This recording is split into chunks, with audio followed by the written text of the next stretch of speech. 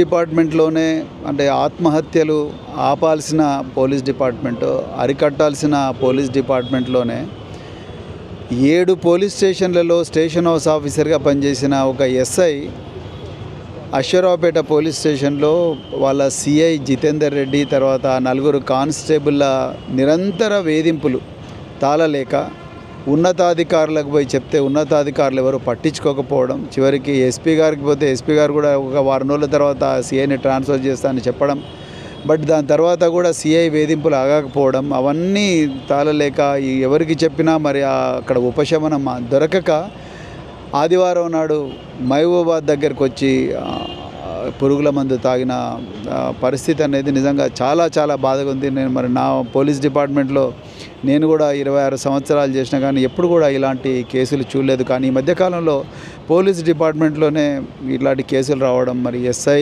కానిస్టేబుల్ల మీద అత్యాచారం చేయడం, అదేవిధంగా ఒక ఎస్ఐ అది ముఖ్యంగా దళిత సామాజిక వర్గాలకు చెందిన ఎస్ఐలు అసలు ఆ వర్గాల్లో ఉద్యోగాలకు చాలా అంటే వాళ్ళకు ఉండే ఆస్తులే ఉండవు కాబట్టి వాళ్ళు ఉద్యోగమే ఆస్తిగా భావించి రాత్రింబవళ్ళు కష్టపడి ఆ ఉద్యోగంలోకి వస్తారు. అంతా కూడా పేదరికం ఉంటుంది. అలాంటి పరిస్థితి నుంచి ఒక ఎస్ఐ వచ్చి 2014 బ్యాచ్ నుంచి ఇక్కడ చాలా గొప్పగా పనిచేస్తూ మరి చివరికి అశ్వరావుపేటలో సూసైడ్ చేసుకునే స్థాయి ఏదైతే ఉందో అది చాలా చాలా బాధాకరం. నేను అనుకుంటా అక్కడ స్థానిక సిఐ వేధింపులు, మరి సిఐ మొహం మీద కేస్ డైరీలు కూడా విసిరేసినట్టుగా కూడా చెప్తా ఉన్నారు. తర్వాత మిగతా 4 కానిస్టేబుల్ కూడా ఈ ఎస్ఐ గారికి సహకరించకపోవడం వల్ల ఇంకా దిక్కు తోచని పరిస్థితుల్లో మహబూబాబాద్లో మరి ఆ విషయం తాగినట్టుగా తెలుస్తున్నది. డాక్టర్లు అయితే సీరియస్గా కృషి చేస్తున్నారు. అయితే నాకు ఇంకొక విషయం ఏంటంటే ఇప్పుడు ముఖ్యమంత్రి గారికి ఆయనే హోంమంత్రి అండి. సో ముఖ్యమంత్రి గారు హోంమంత్రి అయినప్పుడు ఆయనకు ఢిల్లీకి పోవడానికి 17 సార్లు ఢిల్లీ పోయినారు ముఖ్యమంత్రి గారు. మరి ఆయన హోంమంత్రి అయినప్పుడు వాళ్ళ డిపార్ట్మెంట్లో ఒక కానిస్టేబుల్ ఒక ఎస్ఐ గారు మరి చావు బతుకుల మధ్యలో ఉన్నప్పుడు వచ్చి చూడాలి కదా. ఒక డీజీపీ లేకపోతే ఇంకెవరో లేకపోతే వాళ్ళు వేరే మినిస్టర్ రావాలిగా. మరి ఈరోజు ఖమ్మం జిల్లా ఇన్ఛార్జ్, ఖమ్మం జిల్లాలో 3 మంత్రులు ఉన్నారు. తుమ్మల నాగేశ్వరరావు గారు, తర్వాత పొంగులేటి గారు, తర్వాత డిప్యూటీ సీఎం మల్లు భట్టి విక్రమార్క గారు ఉన్నారు. మరి వాళ్ళు ఒక్కరన్నా వచ్చి చూడాలి కదా. వాళ్ళ జిల్లాలో ఉండే ఒక ఎస్ఐ ఆత్మహత్య యత్నం చేస్తే మరి వచ్చి చూడాలి కదా. ఇంతవరకు ఎవరు కూడా చూడకపోవడం కూడా నాకు చాలా చాలా ఆశ్చర్యంగా ఉన్నది. సో ఇది అంటే ఈ బేసిక్గా ఏంటంటే పోలీస్ డిపార్ట్మెంట్ మీద హోంమంత్రి లేడు, ముఖ్యమంత్రికి ఏమో పెద్ద ఇంట్రెస్ట్ లేదు. సో దానివల్ల డిపార్ట్మెంట్లో కింది స్థాయి అధికారులకు జరుగుతున్న అవమానాలు, మరి ముఖ్యంగా దళిత సామాజిక వర్గం, గిరిజన సామాజిక వర్గం, పేద సామాజిక వర్గాల నుంచి వచ్చిన అధికారులకు జరుగుతున్న అవమానాలు కొన్ని కనిపిస్తాయి, కొన్ని కనిపించవు. ఆ అవమానాలకు ఎవరికి చెప్పుకోవాలనో తెలుస్తలేదు. సో ఆ పరిస్థితిలో ఇవాళ పోలీస్ డిపార్ట్మెంట్ ఉంది. ఇంకా ప్రజల ప్రాణాలు వీళ్ళు ఏం రక్షిస్తారు? వాళ్ళ ప్రాణాలే వాళ్ళు కాపాడుకోలేకపోతున్నారు. ఈ ఇన్సిడెంట్ జరిగి ఎన్ని రోజులు అవుతుంది? 3 రోజులు అవుతుంది. 3 రోజులు అవుతుంది. కనీసం మీరు గతంలో కూడా ఒక మహిళ పైన దాడి జరిగినప్పుడు కూడా 3-4 డేస్ తర్వాత బయటకు వచ్చింది. ఇప్పుడు కూడా ఒక 3 డేస్ అవుతున్నా కూడా ఈ వార్త ఎక్కడ కూడా బయటకు రాకుండా చేస్తున్న వైనాన్ని మీరు ఎట్లా చూస్తారు? ఎట్లా చూస్తున్నా అంటే ప్రభుత్వం అంతా కూడా బయటికి అంతా అందంగానే ఉంది, ప్రపంచం ఇక్కడ ఏం ప్రాబ్లం లేదని చూపించడం కోసమే ముఖ్యమంత్రి గారు, కాంగ్రెస్ పార్టీ వాళ్ళందరూ కూడా ప్రయత్నం చేస్తున్నారు. ఇలా మోతీలాల్ నాయక్ అనే అబ్బాయి గాంధీ హాస్పిటల్లో ఆమరణ నిరాహార దీక్ష, అది కూడా మీడియాలోకి రానియలేదు. అదేవిధంగా అశోక్ సార్ అని చెప్పేసి ఇంకొక నిరుద్యోగుల జేఏసీ నాయకుడు, ఒక కోచింగ్ సెంటర్, ఒక అశోక్ అనే ఒక నిరుద్యోగులకు అత్యంత ప్రీతిపాత్రమైన వ్యక్తి, అతను కూడా ఆమరణ నిరాహార దీక్ష చేస్తున్నాడు. అతని ఇంటి చుట్టూ కూడా పోలీసులు ఉన్నారు. ఆ విషయాన్ని కూడా బయటికి రానివ్వడం లేదు. మాలాంటి వాళ్ళు పోతే వెనక్కి పంపిస్తున్నారు, లేకపోతే పోలీస్ స్టేషన్ల ప్రివెంటివ్ అరెస్ట్ చేస్తున్నారు.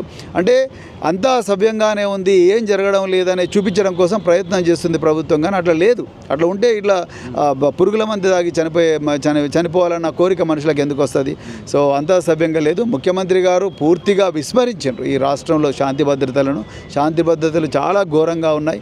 ఒక్కరోజే 5-6 మర్డర్లు అవుతున్నాయి. సో అంతకన్నా ఇంకా ఘోరాలు జరుగుతున్నాయి. ఆ చిన్నారుల మీద అత్యాచారాలు జరుగుతున్నాయి. వాటి మీద ఫాస్ట్ ట్రాక్ కోర్టులు కూడా పెట్టలేని పరిస్థితిలో ఈ ప్రభుత్వం ఉన్నది. ఇంకా గూండాగిరి, ఇక కాంగ్రెస్ వాళ్ళు అయితే విచ్చలవిడిగా గూండాగిరి చేస్తూ ఉన్నారు. పట్టపగలే గుత్పకట్టెలు తీసుకొని కొడతా ఉంటే పోలీసు వాళ్ళు ప్రేక్షక పాత్ర చేస్తూ ఉన్నారు. దాని అందరికీ కారణం ఏంటంటే ముఖ్యమంత్రి గారికి రాష్ట్రంలో శాంతి భద్రత మీద ఏమాత్రం శ్రద్ధ లేదు. రాష్ట్రానికి హోంమంత్రి లేడు. అందుకొరకు ఇప్పుడు శ్రీరాముల శ్రీను గారి కుటుంబాన్ని ఆదుకోవాలి, ఆయన బతికించాలి. ఆయన బతకడం కోసం ప్రభుత్వం ఎంత ఖర్చైనా సరే కానీ ప్రభుత్వం అతనికి ఉన్నత స్థాయి వైద్యం అందించాలి, ఆయన కుటుంబాన్ని కూడా ఆదుకోవాలి. అదేవిధంగా ఈ వేధింపులకు కారకులైన ఆ సిఐ కానీ, ఆ ఎస్ఐ, ఆ కానిస్టేబుల్ కానీ ఎవరైనా వాళ్ళందరి మీద చర్యలు కూడా డిపార్ట్మెంట్ పరంగా చర్యలు తీసుకోవాలి, వాళ్ళని వెంటనే సస్పెండ్ చేయాలి.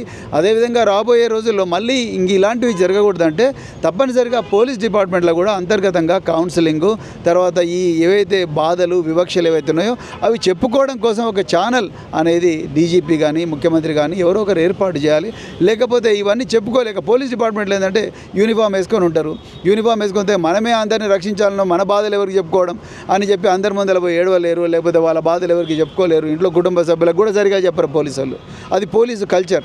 సో అట్లాంటప్పుడు మరి పోలీసు లోపల ఇలాంటి బాధలు ఉండి, ఇలాంటి టెండెన్సీస్ ఉండి, ఇలాంటి వివక్షకు గురైన వాళ్ళు చెప్పుకోవడానికి ఒక వేదిక అనేది ఉండాలి. ఆ వేదిక కూడా మరి ప్రభుత్వం కల్పించాల్సిన అవసరం ఉందని చెప్పి డిమాండ్ చేస్తూ మరి ఈ కుటుంబం వెనక బీఆర్ఎస్ పార్టీ తప్పకుండా ఉంటుంది. వాళ్ళకు ఎట్టి పరిస్థితుల్లో కూడా వాళ్ళకు అన్యాయం జరగనివ్వమని చెప్తూ మరి శ్రీరాముల శ్రీను గారు వెంటనే కోలుకోవాలని, అదేవిధంగా ఆయన ఈ పరిస్థితికి రావడానికి కారకులైన అధికారులను వెంటనే సస్పెండ్ చేయాలని చెప్పి డిమాండ్ చేస్తూ ముగిస్తున్నాను. Thank you very much. జై తెలంగాణ.